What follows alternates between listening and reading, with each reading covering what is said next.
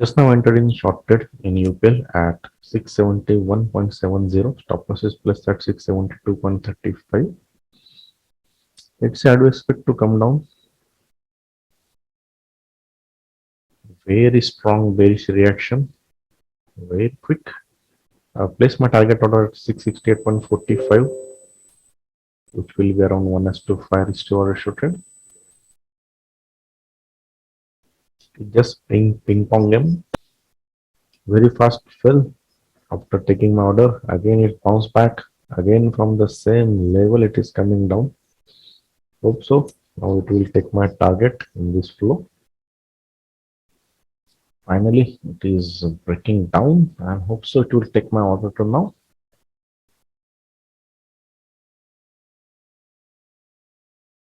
Okay, finally we reached our target of 1:5 ratio trade.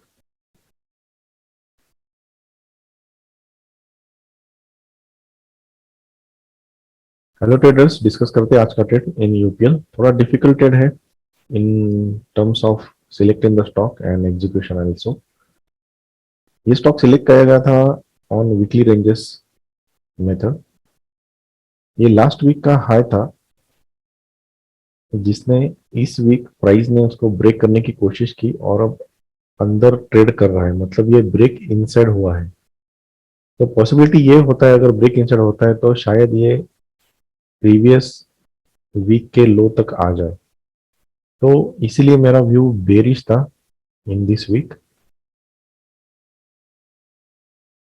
ये पहली बार कल trending candle, bearish candle form हुआ। On this basis मैंने आज एक शॉर्ट करने की कोशिश की। तो देखते हैं कि इस कैंडल में कौन से लेवल से मैंने शॉर्ट किया।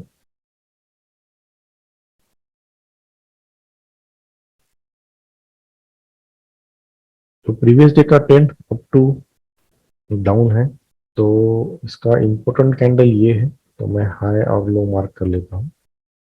इम्पोर्टेंट कैंडल का लेवल हुआ, अगर जिगजैग मार्क किया जाए तो ये एक लो है और ये एक स्विंग लो है। और ये फर्स्ट लो जिसने ब्रेक किया वो बेरिश ट्रेंडिंग कैंडल यहाँ है। तो मैं इसका क्लोज भी मार्क कर लेता हूँ।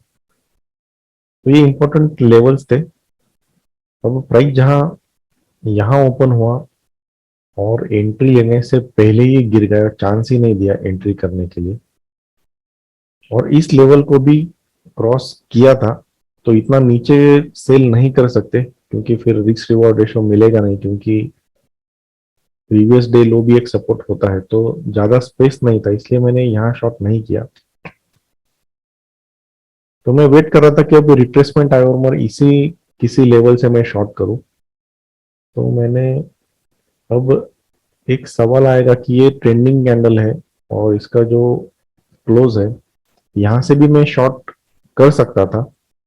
लेकिन जब ये ऊपर जा रहा था प्राइस, तो इंक्रीजिंग वॉल्यूम के साथ ये ट्रेंडिंग कैंडल बना और ये टू रेड टू ग्रीन का सपोर्ट भी है, मतलब कहीं ना कहीं बुलिशनेस भी है। तो मुझे और एक कंफर्मेशन लेना चाहिए कि यहाँ बेरिश एक्टिविटी हो और सेलर्स हमें प्रूव करे कि वो यहाँ प्रेजेंट है, तभी हम सेलिंग का सोच सकते हैं। वरना अगर मैं यहाँ पे एंट्री लेता तो सीधा सीधा मेरा स्टॉप लॉस चला जाता, क्योंकि मैं स्टॉप लॉस छोटा रखता हूँ। तो यहाँ मैं शायद स्टॉप लॉस रखता तो उड़ जाता। लेकिन अगर प्राइस एक्शन रीड करें तो थोड़ा बहुत समझ में आ जाता है कि बायर सेल एक्टिविटी क्या चल रहा है।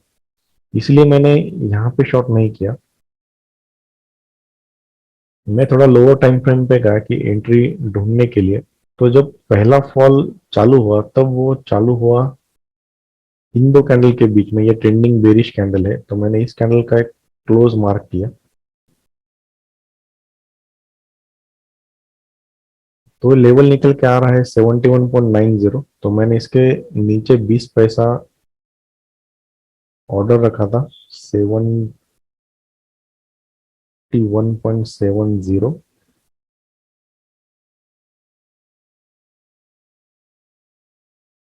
अब जब मैं कंफर्मेशन की बात कर रहा हूँ तो ये कंफर्मेशन ये है अगर हम गौर से देखें तो